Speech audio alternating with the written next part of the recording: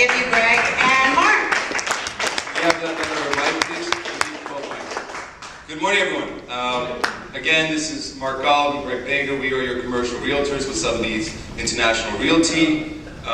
When we say we have combined 25 years experience, as you guys know, I've been in commercial and real estate for just over 2 years now. Greg has been in real estate for over 20 plus years. He's done lots of deals. So I figured the best way to do this is, you guys basically know real estate. Between Ian, you know residential. Between us, you know commercial. But I'm sure there are questions. So I'm going to start with the question. So I'm going to ask Greg a question. If you guys have questions, please ask. Greg, about 15 years ago, downtown LA was like a dog pile. And now it's amazing. What happened downtown LA? Can you explain that commercially? He's great, isn't he?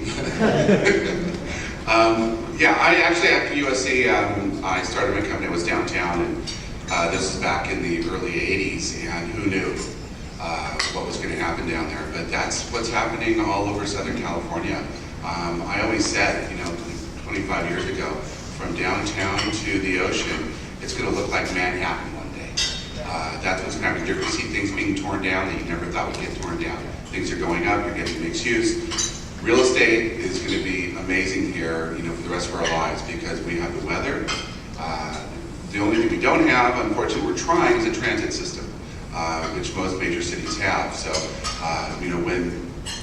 when Southern California came to be, we were car culture, it was great, roads open, everything else. But with the density, the demographics we have now, it would have been nice to have that infrastructure, but we don't. But anyway. But we are getting it, right? We're getting it. We're trying to. Who has seen the Metro line? Who's been on a Metro? So the Metro line is going to be finished in the next few weeks from downtown all the way to Santa Monica. From downtown all the way to Santa Monica through Culver City. So commercially what that means is warehouses and mixed use and multi-units are going to be for sale. They're going to be deals to be had. There's money to be made. Yeah, that's exactly right. You're going to see the peripheral real estate surrounding the metros that's going to turn into housing. It's going to turn into retail.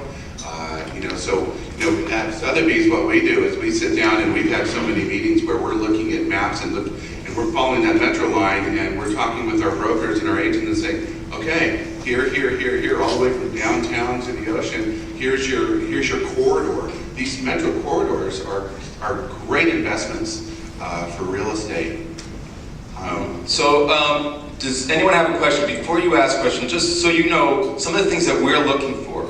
We have clients that are looking for warehouses in the valley. We have clients that are looking for buildings all over Los Angeles. If you guys have contacts, friends, clients, business associates that have any land, any buildings, we have clients that want to buy. Peter, please. How about Inglewood?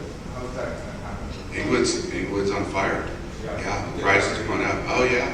And it's not just Inglewood, it's the areas surrounding Inglewood. So we recently had a buyer buy an investment property in Windsor Hills, and he's just using it as pure investment because of what's happening just a few miles south in Inglewood. So that whole area is developing rapidly. Yeah, we were targeting Inglewood, even before they announced the branch, because we knew they were coming. And we're always looking at what's next. So anyway, commercial real estate. What is commercial real estate? Commercial real estate could be this building. It can be, it can be the Ritz-Carlton. It could be a small little office building. It can be a Starbucks. Yes. Does commercial include multi-unit residential? That transcends. Yeah, that transcends. Yeah, you're right. Mark's right. 4 units and up would be commercial. 4 units and under. 5 and up commercial, 4 and under can be considered residential. So that's where Ian and us we would kind of work together on something like that. But yeah, so if it's small units like that, sure. We're Stuart. Hey, would you guys ever come across any small lots and looking for a new place to put 8 vans and a small office on it? It doesn't have to be big. All the time. But just sure. Working stuff. Okay, cool. Chuck. Territorial, you guys, just LA, out of state, where were you guys? I've actually been working worldwide. I was invited by the president of Vietnam to come to the country and discuss infrastructure when they first got accepted into the World Trade Organization. So I spent 3 months there with the government identifying about $10 billion worth of infrastructure, roads, schools. Obviously, Sothebys is international. We're doing a large deal in Las Vegas right now. And when I went back the second time to Vietnam, I spent another month, and we brought in international builders. But yeah, we're focused really much here, but we can do anything anywhere. I mean, Mark and I are working on a large deal in New York right now, over $500 million. So yeah, we can go anywhere, but we find most of our business, 95% is here. Yeah, I mean, at the end of the day, if you have someone in like Orange County looking for an office, we're going to try to find an agent down there that could know that area specifically. Mark? Yeah, speaking of international, are you guys doing any EB5 stuff? Yeah, EB5 is very interesting. If people don't know what that is, that's where, and I don't want to speak too deliberately about it, but it's a government program where a foreign person can invest here and they get citizenship. The Ritz-Carlton and the Marriott downtown were built with EB5 money. Most of the EB5 money is coming out of China because they have most of the money right now. But we're seeing EB5 money come out of some other places. Are you guys doing commercial leasing as well as? We do a lot of leasing. So our very first deal for this group was the first family attorney, Alexandra Levinsky. She wanted to move offices, and it was great because Alex knew me. She didn't really know Greg yet, and not only did we able to find her exactly what she wanted, a corner office in a great building, but because Greg has been around in the industry for so long, he knew all the players in the building, and we were able to negotiate an amazing deal for her.